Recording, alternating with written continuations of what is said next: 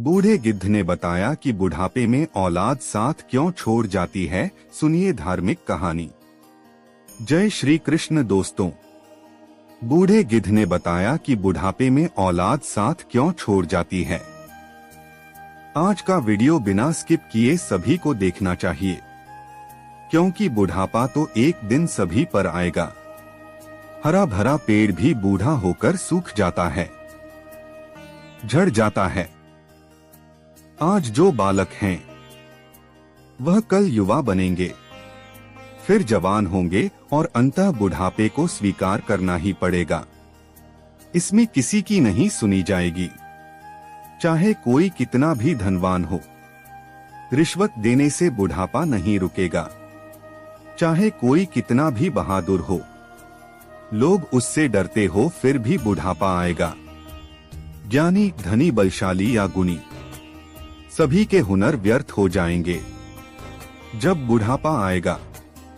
इसीलिए यह जानकारी ध्यान से सुननी चाहिए। इस वीडियो से पता चलेगा कि औलाद बुढ़ापे में साथ क्यों छोड़ जाती है। इस बात को समझने के लिए हमें इस कहानी को ध्यान से सुनना चाहिए, क्योंकि अधूरा ज्ञान हमेशा लटकती तलवार की तरह होता है। इसीलिए वीडियो को अंत तक जरूर देखिएगा।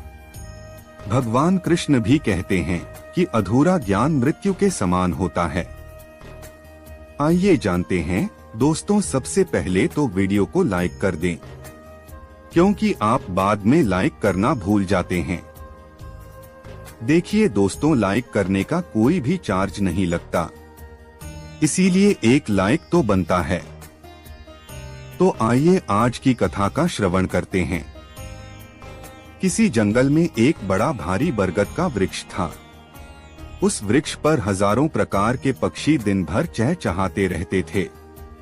पूरे जंगल के पक्षी उस बरगद के वृक्ष पर रहने के लिए आते रहते थे। कुछ पक्षियों का तो वह वृक्ष स्थायी निवास स्थल था। उस वृक्ष पर रहकर पक्षी अपार आनंद का अनुभव करते थे। कहते हैं कि जब हम किसी स्थान पर या किसी व्यक्ति के साथ लंबे समय तक रहते हैं तो हमें उससे मोह हो जाता है। इसी तरह उस वृक्ष पर रहने वाले सभी पक्षियों को उस बरगद के वृक्ष से मोह हो गया था। एक दिन की बात है, जब जंगल में सूखा पड़ गया। कई वर्षों से पानी नहीं बरसा और जंगल के वृक्ष सूखकर मुरझाने लगे। वह बरगद का वृक्ष भी पानी न बरसने के कारण सूखने लगा। समस्त पक्षी धीरे धीरे उस वृक्ष को छोड़कर जाने लगे। जब वह वृक्ष पूरी तरह से सूख गया और उसके पत्ते और डालियां टूटकर गिरने लगी, तो उस वृक्ष पर रहने वाले सारे पक्षी उसे छोड़कर किसी अन्य स्थान पर चले गए। केवल एक बूढ़ा गिद्ध उस वृक्ष पर अकेला बैठा रह गया। उसने देखा कि सारे पक्षी एक एक करके वहां से जा चुके हैं। कुछ पक्षियों ने उस बूढ़े गिद्ध से भी चलने को कहा, परंतु गिद्ध ने जाने से मना कर दिया। बूढ़े गिद्ध ने सोचा कि मेरा जन्म इसी पेड़ पर हुआ है, यही मैं खेलकूद कर बड़ा हुआ हूँ। मेरे जीवन के सारे सुख मुझे इसी बरगद के वृक्ष ने दिए हैं। आज जब इस पर विपत्ति आई है, इस वृक्ष ने मुझे पाल पोस कर बड़ा किया है, सुख दुख में मेरा साथ दिया है।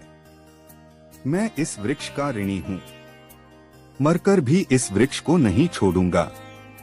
वे लोग बड़े खुदगर्ज होते हैं जो अपने माता पिता को बुढ़ापे में छोड़ देते हैं या परदेश में रहकर सुखपूर्वक जीवन बिताते हैं और घर पर अपने वृद्ध जनों को भूल जाते हैं। ऐसी संतान के लिए धिक्कार है जो अपने माता पिता के बुढ़ापे का सहारा नहीं बनती। जरा सोचिए, जब आप असहाय थे तब क्या आपके माता पिता ने आपका साथ छोड़ा था?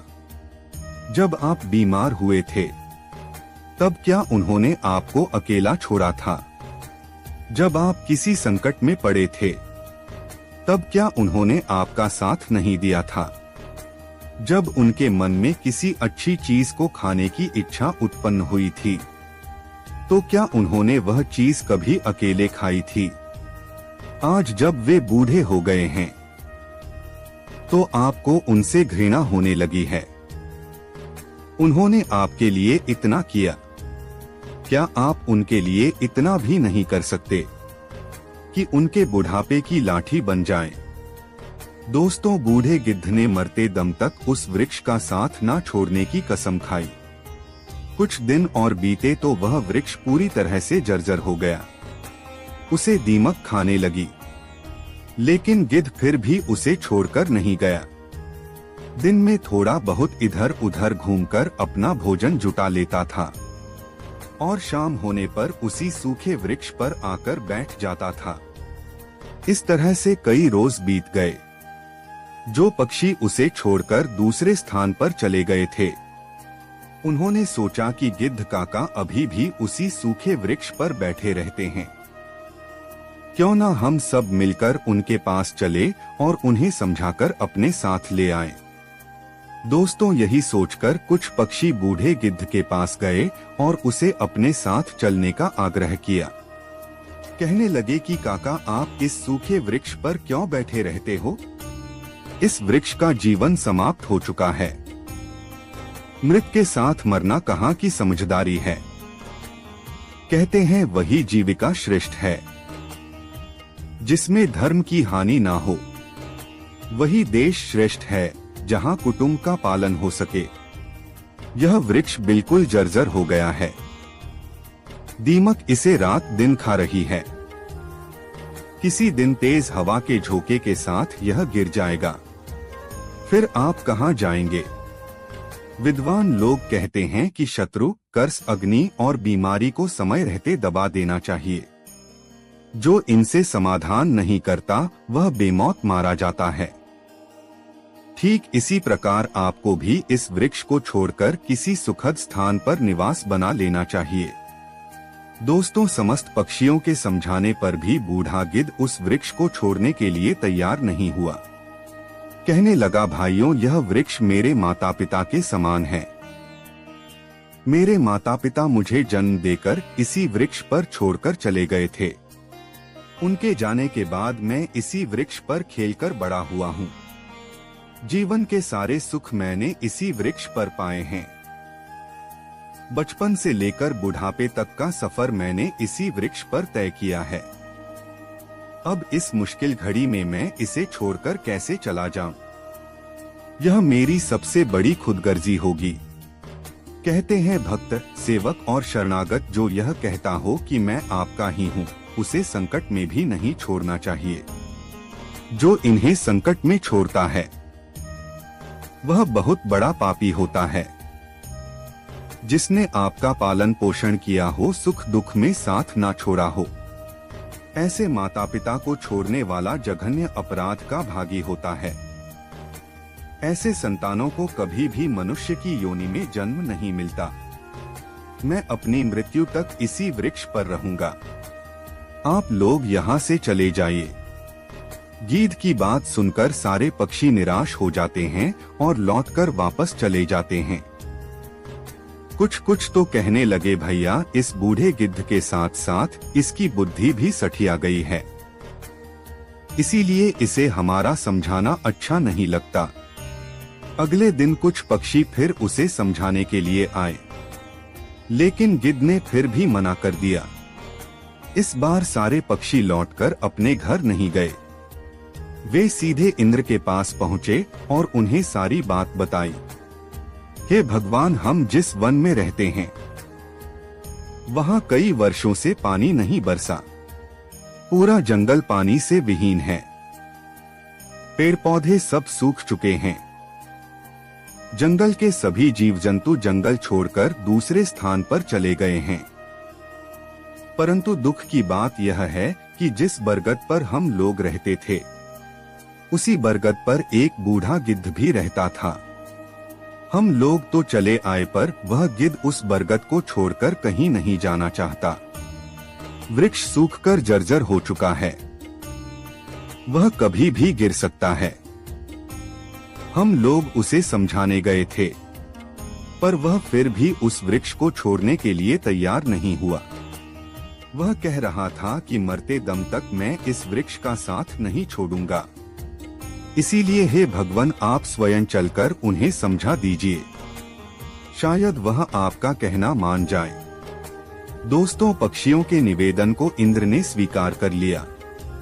इंद्रदेव उन पक्षियों के साथ उस वन में गए और बूढ़े गिद्ध को समझाने लगे। हे गिद्धराज, मैं देवराज इंद्र तुम्हें समझाने आया हूँ। यह वृक्ष बहुत ही जर्जर स्थिति में पहुँच गया है। इसकी शाखाएं सूखकर गल चुकी हैं और इस पर छाया के लिए एक भी हरा पत्ता नहीं बचा है। आप भी बूढ़े हो चुके हैं और यदि किसी दिन यह वृक्ष गिर गया तो आपकी मृत्यु हो सकती है। इसलिए आपसे अनुरोध है कि इस वृक्ष को छोड़कर किसी सुरक्षित स्थान पर चले जाएं। इंद्र की बात सुनकर वृद्ध गिद्ध कहने लगा, हे भगवान, एक बात बताइए। जब मेरा जन्म हुआ था तो मेरे माता पिता मुझे इसी वृक्ष पर छोड़कर स्वर्ग सिधार गए थे। जब मैं असहाय था तो इस वृक्ष ने ही मुझे पाल पोसकर बड़ा किया। मैंने इसी पर खेला कूदा और इसी पर रहकर जीवन के सारे सुख उठाए। अब जब मैं बूढ़ा हो गया हूँ, मेरा पूरा जीवन इसी वृक्ष की छाव में बीता है। आज जब इस वृक्ष पर विपत्ति आ गई है तो मैं इसे छोड़कर कैसे जा सकता हूँ? मैं उन मतलबी लोगों की तरह नहीं हूँ। मैं मरते दम तक अपनी आखिरी सांस तक इस वृक्ष का साथ निभाऊंगा। गिद्ध का ऐसा अद्भुत प्रेम देखकर इंद्र बहुत प्रसन्न हुए और बोले, गिद्ध, मैं तुम्हें वरदान देना चाहता हूँ, बताओ तुम्हें क्या चाहिए? तब गिद्ध ने कहा, हे भगवान, यदि आप देना चाहते तो मुझे वरदान की आवश्यकता नहीं है। इस बरगद को वरदान दीजिए ताकि यह हरा भरा हो जाए और इसकी आयु बढ़ जाए। मैं तो वैसे भी बूढ़ा हो चुका हूँ और मेरे जीवन के कुछ ही दिन शेष बचे हैं। मेरे बाद इस वृक्ष की छाया में हजारों पक्षी सुखी रहेंगे और सबका भला होगा। इससे मुझे भी खुशी मिलेगी।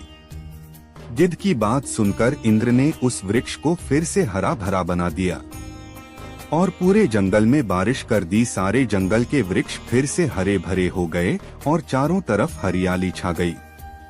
जो जीव जंतु पशु पक्षी जंगल को छोड़कर चले गए थे वे फिर से उसी जंगल में लौट आए।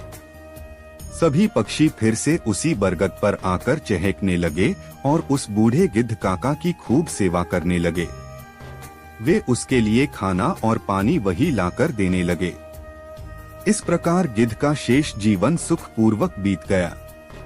मित्रों, हमें भी इस कहानी से सीख लेनी चाहिए कि अपनों का बुरे वक्त में साथ कभी नहीं छोड़ना चाहिए, विशेषकर उन माता पिता का जिन्होंने हमें जन्म दिया और पाल पोस कर बड़ा किया। उन्होंने हमारे लिए अनेक कठिनाइयों का सामना किया है। यदि हम उनके बुढ़ापे में सहारा नहीं बन सके तो हमारा जीवन व्यर्थ हो जाएगा। दोस्तों, अगर हमारी कहानी आपको पसंद आई हो तो ऐसे ही और वीडियो के लिए हमारे चैनल को सब्सक्राइब करें और वीडियो को लाइक करें।